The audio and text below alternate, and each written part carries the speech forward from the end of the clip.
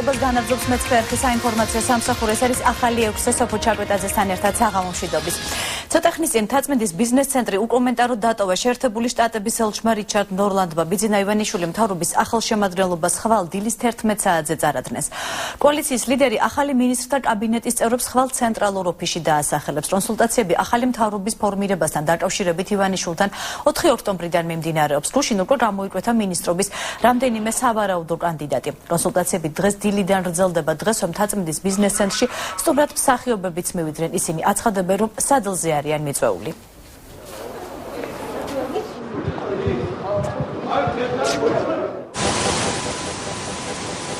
მე ვარ ფოთელების მანდატით აღჭურვილი და მათი რჩეული, ასე რომ მე მაქვს ჩემი კონკრეტული ფუნქცია.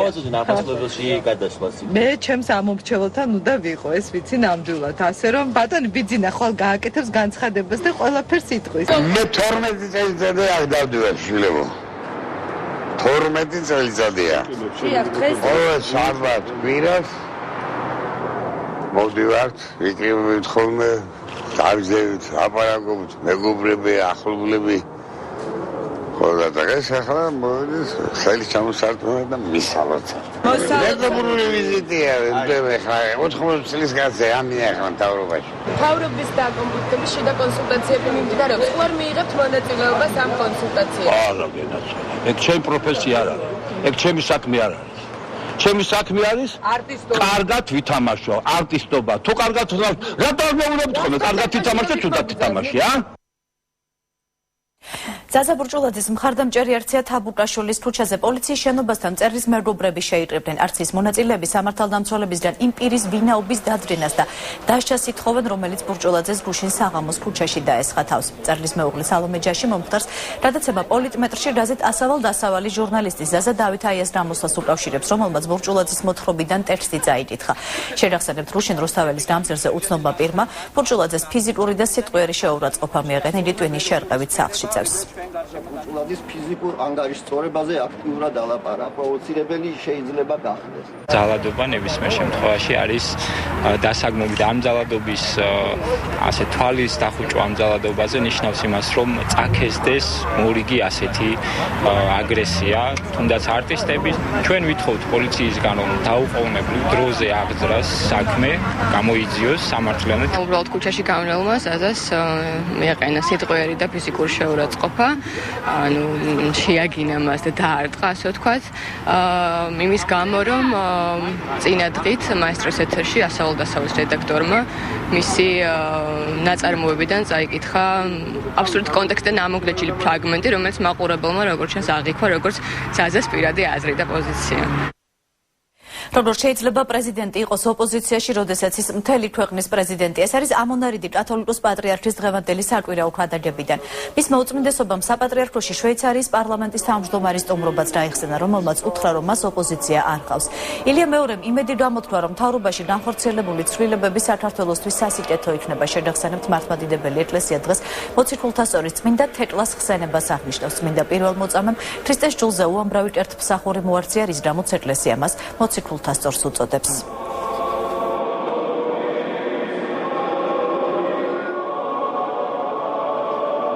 ეს ცვლილება,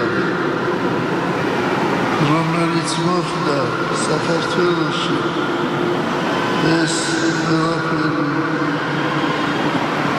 ღვთისნება და საქართველოს სასიკეთოა. მე იმედი მაქვს, რომ ასე ჩვენ ძალიან ხშირად ვიცით მიახლება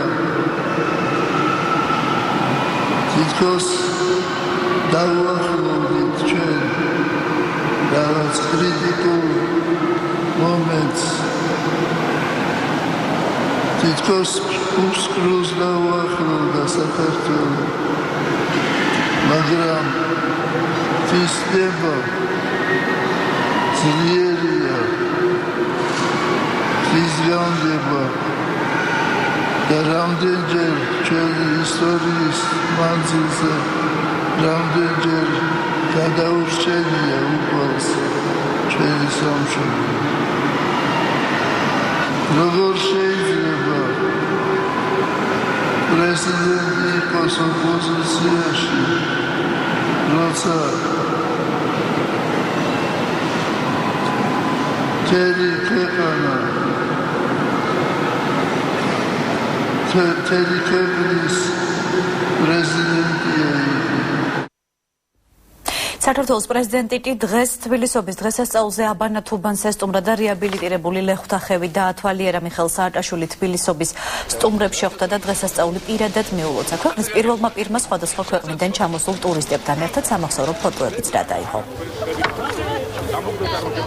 მქონდა განცდა რომ არჩევნებამდე ჩვენმა მთავრობამ უნდა მოასწროს ყველაფრის გაკეთება რაც გვაქვს ჩაფიქრებული აი ამ მუნიციპალური პასუხისგან რომ ბევრად მეტი გვაქვს გეგმებით და ჩაფიქრებული მაგრამ წარმოუდგენლად ბევრად მეტი მაგრამ აი ეს რაც თუნდაც დაწყებული იყო იცოდეთ რომ დღე-დაღამე არ ვაძინებით ვაკეთებდით ვამუშავებდით და უფრო მეცად გეტყვით აი ახლა სანამ მოხდა მთავრობის გადაბარება ყველა ჩვენი ადგილობრივი გამგეობა ყველა ჩვენი გუბერნატორი მუშაობს დღე-დაღამე იმაზე რომ და მიიყვანოს ბოლომდე პროექტები მინდა რომ ეს აღშენებლობა გაშიფრდეს ეს ხეობა არის ნამდვილი თბილისური სასწაული მე ვუსურვებ ყველას თბილისში მე რა თქმა უნდა აგზელს მუშაობს მაგრამ საქართველოს ცენტრალურ მთავრობას რომ ერთი წუთით არ მხოლოდ არ ჩამოაგდოს ამ შენებლობის ტემპი არამედ ბევრად მეტი გააკეთოს. სოფელ თესალოს მოსახლეობა ყვება რომ წინა საარჩევნო პერიოდიდან დღემდე გამგებლის მოადრილეები მათ ემუქრებოდნენ. თესალო გარდაბნის მუნიციპალიტეტში შედის.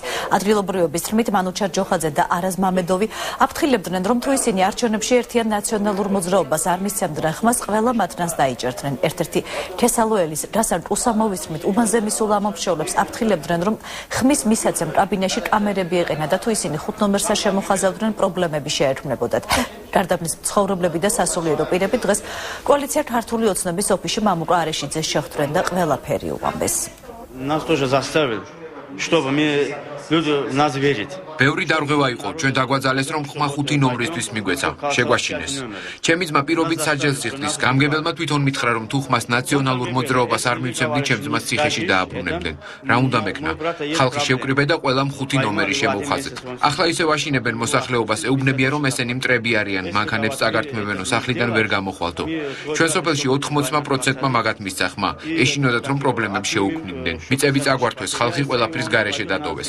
იმასაც გვეუბნებოდნენ კოალიციის წარმომადგენლებთან ერთად ნუ დადიხართო. მათი რა საქმეა მე ვისთან გავივლი. მინდა ხალხს მიმართო და ვუთხრა ნუ ღარ შეეშინდებათ. არჩევნებს ატარებდნენ პოლიციის, სოდის, კუდის და სოფლის გამგეობების და რაიონის გამგეობების ხელშეწყობით. იყო სერიოზული დაშინება, მოყავდათ ხალხი მარშრუტკებით. პატრულის მანქანა იდგა პირდაპირ საუბნო საარჩევნო კომისიის შესასვლელთან და იღებდა, აფიქსირებდა, ესე იგი, ქონდათ ესე დალაგებული სიტუაცია, რომ დილას უნდა მოსულიყო ამათი ამორჩეველი. და მერე საღამოს, ვინც მოვიდოდა, უკვე იყო ჩვენი ამორჩეველი. ამიტომ კამერით იდგნენ, ხალხი იყო დაშინებული, აღარ მოდიოდა მერე. პრაქტიკულად ტოტალურად გააყობეს, მისდათ მათ ადგილობრივმა გამგეობამ, ადგილობრივმა სამართალდამცავებმა ტოტალურად გააყალბეს არჩევნები გარდაბნის რაიონში და მიუხედავად აი ამ ფაქტიური მასალებისა CSKO-ს რეაგირება მაინც არ უნდა ამას. სამტრედის რაიონული სასამართლოს გადაწყვეტილები დღეს ვადაზე ადრე გაათავისუფლეს ტახიტალაძის საარჩევნო შტაბის ხელმძღვანელი ავთანდილ თევზაძე პოლიციამ 26 სექტემბერს დააკავა. ინტერნეტ ტელევიზიის ჟურნალისტის ნანა ავალიშვილის სიტყვიერი შეურაცხყოფისთვის თევზაძეს სასამართლომ 60 დღიანი ადმინისტრაციული პატიმრობა შეუხარდა. ტალაძის საარჩევნო შტაბის ხელმძღვანელი უკვე თავისუფალია. ეს იყო დამოკიდებული მასთან რომ მე ვიყავი კახა კალაძის საარჩევნო შტაბის ხელმძღვანელი და ეს საჭიროებად რამენაირად სამტრედიდან გავეყვანე და ნეიტრალიზაცია მოხდარიყო ჩემი. რამე თუ მე თელი ჩემი გულით, სულით, ენერგიით მუშაობდი და პაკეთებდი სამართლიან საქმეს. მათ გამიზნული კონდათ რომ ბატონი ავტოს დაკავებით ჩვენი შტაბის მუშაობა ჩავარდებოდა, სულ რაღაც 2-3 დღე იყო დარჩენილი არჩევნებამდე და ეს იყო მიზანმიმართულად გაკეთებული, მაგრამ არ გამოუვიდათ. ქუთაისის სააპელაციო სასამართლომ არ დააკმაყოფილა ქართული ოცნების თერჯოლის შტაბის არჩელი, რომლის მიხედვით კოალიციის წარმომადგენლები ქვედა სიმონეთის 21 საარჩევნო უბნის შედეგების ბათელაცნობას ითხოვდნენ. ქვედა სიმონეთის საარჩევნო უბანს თერჯოლის 34 სპეცუბნის შედეგები შეერია. ოცნების წევრების თქმით სპეციალიზირებული უბანი, რომელიც 900 ადამიანზე იყო გათვლილი, ხელისუფლებამ არჩევნების დასაყალბებლად შექმნა. ისინი ამ უბნის შედეგების გაუქმებას და არჩევნების ხელახლა ჩატარებას ითხოვდნენ, თუმცა ქუთაისის სააპელაციო სასამართლომ ეს არჩელი არ დააკმაყოფილა. ქუთაისის სააპელაციო სასამართლომ არ დააკმაყოფილა ჩვენი სარჩელი ზესტაფონის საქალაქო სასამართლოს გადაწყვეტილების გაუქმებასთან დაკავშირებით, რომელიც მიზნად ისახავდა თერჯოლაში ნომერ 59 საოლქო საარჩევნო კომისიაში ქვედა სიმონეთის 21 უბნის კენჭისყრის შედეგების გაუქმებას, რომელზედაც ითვლებოდა 34 სპეცუბნის ხმები. ჩვენ ვითხოვდით ამ უბნის გაუქმებას და ხელახალი არჩევნების ჩატარებას. სასამართლომ მიიღო სრულიად კანონიერი გადაწყვეტილება პოლიტიკური გაერთიანება ივანიშვილი ქართული ოცნების საჩივარი არ დაკმაყოფილდა და ძალაში დატოვა ზესტაფონის რაიონულ სასამართლოს გადაწყვეტილება. ინციდენტის სიღნაღის რაიონის სოფელ ვათირში ადგილობრივი მკვიდრი გიორგი ნანობაშვილი წუხელ გვიანღავით ნასვამ მდგომარეობაში ვათირის ტერიტორიული ორგანოს შენობაში შეიჭრა და მინები ჩაამსხვრია. ინციდენტის დროს ნანობაშვილმა სხეულის დაზიანება მიიღო. ის საავადმყოფოში მოათავსეს, სადაც გადაუდებელი ოპერაცია ჩაუტარდა. ამ დროისთვის მისი ჯანმრთელობის მდგომარეობა სტაბილურია. ნანობაშვილი ქართული ოცნების მხარდამჭერია. მისი განცხადებით, მომხდარი უბრალო გაუგებრობაა და მას პოლიტიკასთან არავითარი კავშირი არ აქვს. აღძრულია სისხლის სამართლის საქმე, გამოძიება ადმინისტრაციული შენობის დაზიანების მუხლით მიმდინარეობს. ქართული ოცნების მხარდამჭერი ვარ, ნამდვილად, მაგრამ არანაირი პოლიტიკური მიზანი არ ყოფილა, უბრალოდ ვიყავი უგონოდ მთვრალი და ვერ თოკავდი თავს, რას ვაკეთებდი. ბიჭებმა მითხრეს, აღარც კი მახსოვდა, მინდა ჩავამტრიებ ხელის საქმე გავიჯერი და ყველაფერი მე თვითონაც გავიგე, ხოლმე გამოვხიზი და შემდეგ. კოალიცია ქართული ოცნება აბაშის 24-ვე უბნის შედარების გაბათილებას ითხოვს. სარჩელი ამ თემაზე კოალიციის აბაშის მაჟორიტარი დეპუტატობის კანდიდატმა ირაკლი საბულუამ სენატის რაიონულ სასამართლოში დღეს შეიტანა.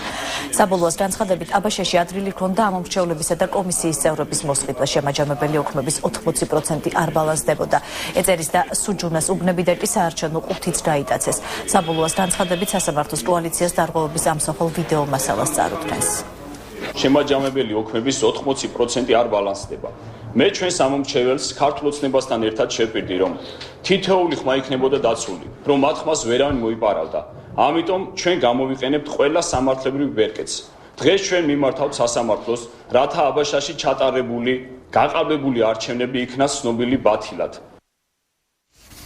რა საკითხზე იყვნენ ღამის 11 საათზე ლევან ბეჟაშვილი და ვანო პეტრიაშვილი სიღნაღის რაიონულ სასამართლოში. თვითმხილველი ამბობს, რომ ნაციონალური მოძრაობის მაჟორიტარი დეპუტატობის კანდიდატი და ცესტოს წარმომადგენელი სიღნაღის საოლქო საარჩევნო კომისიაში სიღნაღის სასამართლოში გვიან ღამით მივიდნენ. თვითმხილველის ინფორმაციით პეტრიაშვილს თან ჰქონდა საბუთებიც. მათ სასამართლოს შენობა დაახლოებით 40 წუთის შემდეგ დატოვეს. ამის შემდეგ იქიდან მოსამართლე ირაკლი ბონდარენკო გამოვიდა. სწორედ მან განიხილა დღეს ქართული ოცნების სარჩელი სიღნაღის საოლქო საარჩევნო კომისიის წინააღმდეგ. თუმცა გვიანღამით მოსამართლემ არ უპასუხა ჟურნალისტის შეკითხვებს, რა საკითხზე იყვნენ დეპუტატობის კანდიდატი და ცესტოს წარმომადგენელი მასთან იმ მანქანასთან ახლოს, რომელშიც ლევან ბეჟაშვილი და ვანო პეტრიაშვილი ისხდნენ. სიღნაღის საკრებულოს თავმჯდომარე ზაზა ზედელაშვილის მანქანაც იქნა. შეგახსენებთ, საოლქო კომისიის გადაწყვეტილებით ვათირში განმეორებითი არჩევნები უნდა ჩატარდეს, ასაც ქართული ოცნება არ ეთანხმება, რადგან აცხადებს, რომ ვათირის მეხუთე საარჩევნო უბნის შემაჯამებელი ოქმი ყალბია და სასამართლოსთან ამ ოქმის დაუქმებას ითხოვს. მიპასუხეთ. გამონდოდათ აქ ღამის საათებში თქვენთან. ვერაფერს ვერ გეტყვით, ხალხი. თხოვთ მაცალოთ, შვიდად წავედი სახლში, გავისვენო ჩემს ოჯახთან ერთად. ხომ პირველ საათზე ვიცი სასამართლო უნდა გაიმართოს.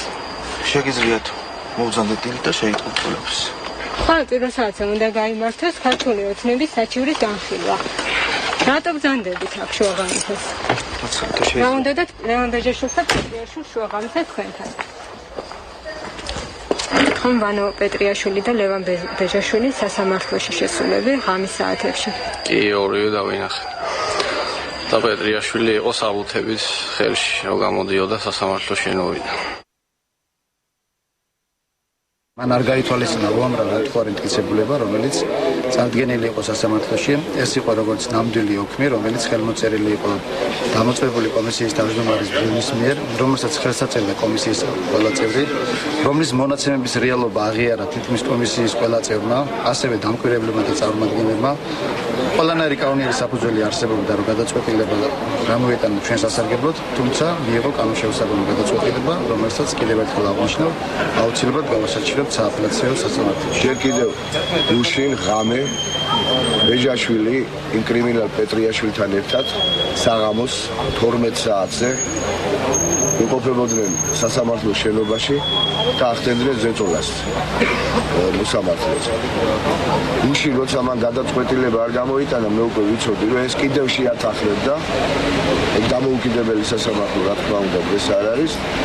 ეს მათი შეთანხმების გარეშე ვერანაირ გადაწყვეტილებას ვერ გამოიტანა. კოდექსის მოთხოვნით უნდა დაინიშნოს განმეორებადი კერძი. ანუ ყველა ვარიანტი. როდის ბატონო მამუკა? ორი კვირის ვადა მითითებული კოდექსში. ეთერშია ახალი 6-ზე ლალი მაროშტინა მის წინააღმდეგ დაგეგმილ პროვოკაციაზე საუბრობს. მაროშტინას თქმით, სასჯელ აღსრულების მინისტრის მოადგილე გიორგი მშვენიერაძე მას თბიან ღამით დაუკავშირდა და დლდანის საპყრობილეში მყოფი მსჯავრდებულების მოთხოვნა გადასცა. მშვენიერაძის თქმით, პატიმრები მაროშტინას ნახვას ითხოვდნენ. წინააღმდეგ შემთხვევაში კი თვით დაზიანებით იმუქრებოდნენ. მაროშტინა ამას საეჭვოდ მიიჩნევს და ამბობს, რომ მის წინააღმდეგ პროვოკაციას გეგმავენ. ჩემი სრულიად ლეგიტიმური ეჭვია, რომ მე უნდა შემიყვანონ სასჯელ აღსრულების დეპარტამენტში იმისთვის, რომ განხორციელდეს რაღაცა პროვოკაცია. სხვა შემთხვევაში მე კი არ უნდა მithოვდნენ თუნდაც ტუღუში, უნდა ითხოვდნენ ოცნებიდან წევრს და იციან გადასარევად, რომ მინიმუმ 5-6 კაცია, რომელსაც ძალიან კომპეტენტურად შეუძლია სასჯელ აღსრულების სისტემაში შესვლა და გარკვევა ადგილზე თუნდაც ოზერ სუბარის მოთხოვნით. საქართველოს შეერაღებული ძალების პოლკოვნიკი ნიკოლოზ ჯანჯღავა უკვე თავისუფალია. სასამართლოს გადაწყვეტილებით მას სასჯელი შეუმსუბუქეს და 12 დღით ადრე გაათავისუფლეს. ნიკა ჯანჯღავამ დიღომში პოლიციის მთავარი სამმართველო, სადაც ის ორთვიან ადმინისტრაციულ სასჯელს იხდიდა, ღამის 2 საათზე დატოვა. ღირსების ორდენის კავალერი, სამხედრო ღირსების მედალოსანი, პირველი რეინჯერი და მწვანე ბერეტი შინაგან საქმეთა სამინისტრომ 20 აგვისტოს დააკრავა.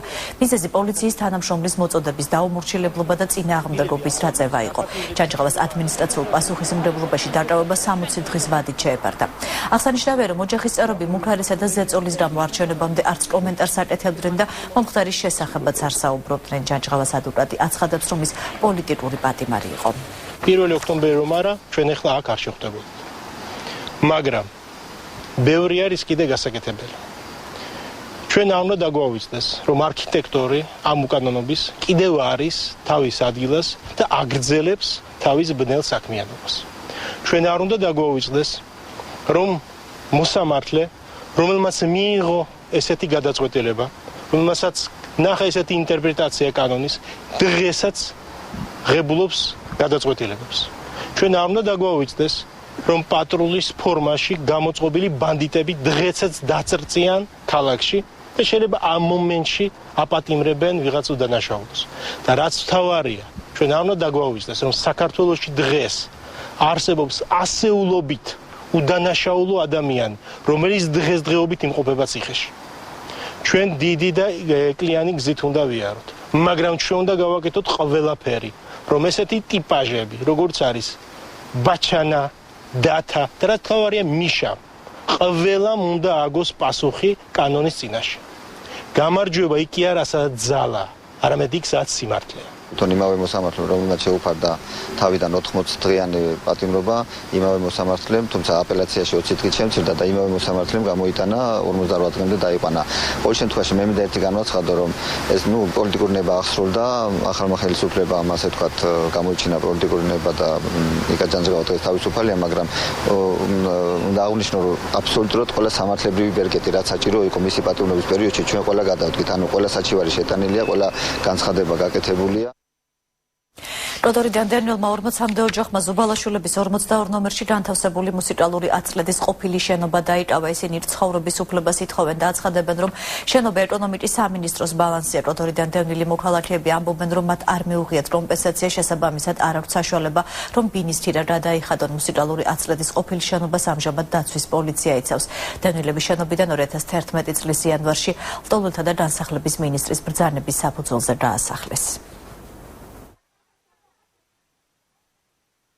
არც ეზე არის კომპენსაცია მიცემული არ არის, არც ესე არ არის არაფერი მიცემული.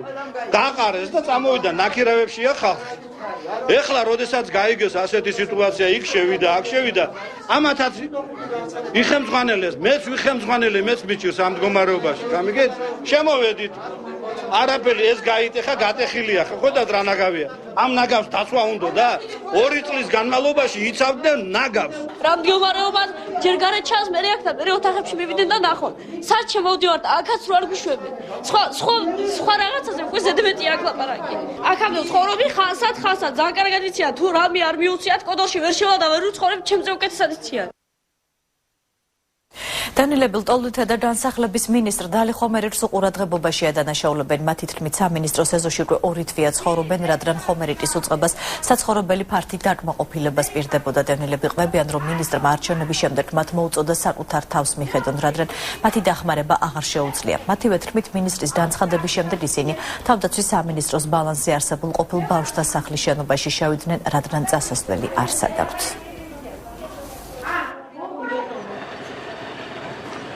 ტოლვითა სამინისტროში ხომერიკს მიმართეთ. ხომერიკმა მე უკვე თუ ორშაბათიდან არაფერი ძალა არ ამარჯვა და თქვენ თავს მიხედეთ და შეწამევით აქეთ. 2 თვე ნახევარია გზივარ სკამებზე და ნათელაბებო ნუ გეშინია, ყველა ბებოს მენზახებოდა. ნათელაბებო ნუ გეშინია და პირველ რიგში შენ მოგცემდო გინას. შენ მოგცემდო დღეს ხვალ ისა და იმაში ვარ ისეთი თავშაბარი შევედი თაგვებმა შემჭამა ბებო ყველაფერი იცოდა მაგისა დალი მინისტრისა და ფოჭყვა მინისტრი მოადგილეს ყველამ დაინახა სად ვიყავი და შენ მოგცემდა ამ დღემდე მომიყვანეს კიდევ ერთი ქალაქი, სადაც თავდაცვის სამინისტროს ბალანსზე არსებულ შენობაში მოსახლეობა შეიჭრა. ბათუმში აჭარის მაღალმთიანი რაიონებიდან ჩამოსული მოსახლეობა სახელმწიფო და კერძო საკუთრების შენობებში უკანონოდ შევიდა. ხულოს, შუახევისა და ქედის სოფლების 50-მდე ოჯახი მაიარკოსტვის ქუჩაზე ყოფილი რკინიგზის საავადმყოფო შენობაში დასახლდა, რომელიც უკვე რამდენიმე წელია საქართველოს თავდაცვის სამინისტროს საკუთრებაშია. მათი განცხადებით, რაიონების და ასევე აჭარის მთავრობის წარმომადგენლები საარჩევნო პერიოდში შეპირდნენ საცხოვრებელი და საყოფაცხოვრებო პირობების გაუმჯობესებას. ახლა კი ვინაიდან ისინი ამის შესრულებას ვეღარ ახერხებენ, თავად ცდილობენ ამ პრობლემის მოგვარებას. ვარ უსახკარო, ყავს 2 მცირეწლოვანი შვილი, არ გამაჩნია არაფერი, მივეცი მერიას განცხადება და არანაირი დახმარება არ მაქვს. ვარ მრავალშვილიანი ოჯახი, მყავს ერთი ინვალიდი ბავშვი. ვიმყოფები რამოდენიმეჯერ მივმართე მერიასაც, ტაბიძესაც, რომ პოლოსი მაინც გამიკეთე. ძველი მანქანა ყავს ბლოკშიო, არც პოლოსი მაქვს. არც ბინა მაქვს 8 წელია წამოსული ვარ. ჩვენ ძალიან მაგრად გვიჭირს და ვეძებდით ისეთ ადგილს, სადაც რომ თავში ვასაფარებთ. დაინიშნება თუ არა ზურაბ ჭიაბერაშვილი კახეთის გუბერნატორად სულ ცოტა ხნის წინ ჭიაბერაშვილი კახეთში ჩავიდა. ადასტურებს თუ არა ის გავრცელებულ ინფორმაციას, ამას ახლა კახა კუპატაძისგან შევიტყობთ. პირდაპირ ეთერში ვთავთ თელავს კახა მოგესალმებით. საღამომშვიდობისა სოფო დღეს მთელი დღის განმავლობაში ვრცელდებოდა ინფორმაცია, რომ კახეთში პრეზიდენტის წმუნებულის პოსტზე შრომის ჯანმრთელობისა და სოციალური დაცვის მინისტრი ზურაბ ჭიაბერაშვილი უნდა წარედგინა, თუმცა აღნიშნულ ინფორმაციას დღეს დილიდან კატეგორიულად უარყოფდნენ. კახეთის გუბერნატორის ადმინისტრაციაში დაახლოებით 9 საათის წინ აქ მოვიდა ზურაბ ჭიაბერაშვილი, მეცხრალთან მან კომენტარი გააკეთა და აღნიშნული ინფორმაცია კატეგორიულად უარყო. მისი განცხადებით შეხვედრა პარტიულია და ნაციონალური მოძრაობის სამომავლო გეგმებს შეეხება. ჩვენ შეგვიძლია მისი სინქრონი პირდაპირ ეთერში მოვისმინოთ. ვიდრე შეიძლება პარლამენტი და პრემიერი ივანიშვილი წარადგენს თავის მინისტრს და კაბინეტს პარლამენტში ნდობის მოსაპოვებლად, მე ვრჩები ჯანდაცვის მინისტრად. როგორი იქნება ჩემი შემდგომი თანამდებობა, ამას საზოგადოება შეიტყობს მას შემდეგ, რაც მე აღარ ვიქნები შრომის ჯანდაცვისა და სოციალურ საკითხთა მინისტრი. ზურაბ ჭიაბერაშვილის მოსვლამდე აქ მოვიდნენ სოფლის ტერიტორიული ორგანოს რწმუნებულები, გუბერნატორის მოვალეობის შემსრულებელი, ამჟამად ვინც არის გიორგი სიბაშვილი, მისი მოადგილეები, რაც შეეხება შეხვედრა ამ წუთებშიც კახეთის გუბერნატორის შენობის ადმინისტრაციაში დაახლოებით 9 საათია უკვე მიმდინარეობს. დიდი მადლობა. კახა კუპატაძე საუბრობდა თელავიდან პირდაპირ ეთერში. თბილისის საოლქო სასამართლომ ქართული ოცნების არჩელი დააკმაყოფილა კოალიცია CSTO-ს გადაწყვეტილებას აპროტესტებდა, რომლის მიხედვით ზუგდიდის 67-ე საოლქო კომისიაში ნაციონალური მოძრაობის წარმომადგენლად გიორგი ბარამიძე დაინიშნა. შეგახსენებთ 4 ოქტომბერს ბარამიძის გამოჩენა ზუგდიდის 67-ე საოლქო კომისიაში ხმაური და დაპირისპირება მოჰყვა. ქართული ოცნება აცხადებს, რომ CSTO-ს არ ჰქონდა უფლება ბარამიძე 3 ოქტომბერს წარედგინა. დღეს სასამართლომ განიხილა ბლოკი ბიძინა-ივანიშვილი ქართული ოცნების სარჩელი მოპასუხე CSKO.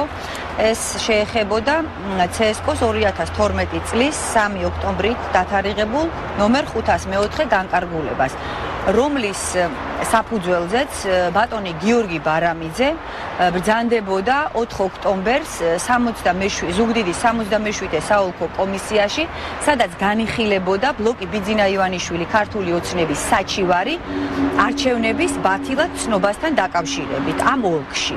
ჩვენი სარჩელი დააკმაყოფილა და გამოიტანა სწორი კანონიერი გადაწყვეტილება.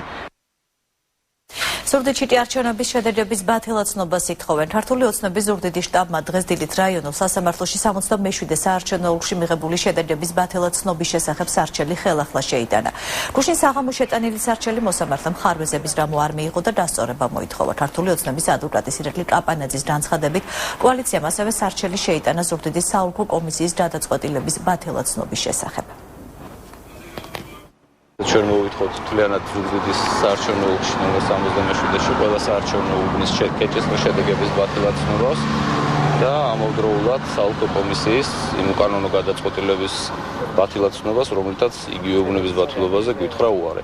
ჩვენ დღეს შემოვიტანეთ ეს სარჩელი, ჩვენ იმედი გვაქვს, რომ მართლა სუბიექტურად ყოველდღიურად მოხდება ამ საქმის გამოკვლევა, იმიტომ რომ ჩვენ დღეს ამ სარჩელს დავურთეთ კვლავ დამატებითი მასალებით, რომლებიც ცალსახადად ადასტურებს ერთმნიშვნელოვნად მეტყველებს იმაზე, რომ ზუგდიდის ნომერ 77 ოლქში ყველა უბანზე პრაქტიკულად არჩევნები ჩატარებულია ტოტალური გაყალბების ფონზე. ამ დროისთვის სულ ეს იყო დღის მთავარი თემებით, ეთერში 9 საათზე ვრდებით, დაგვალოდეთ.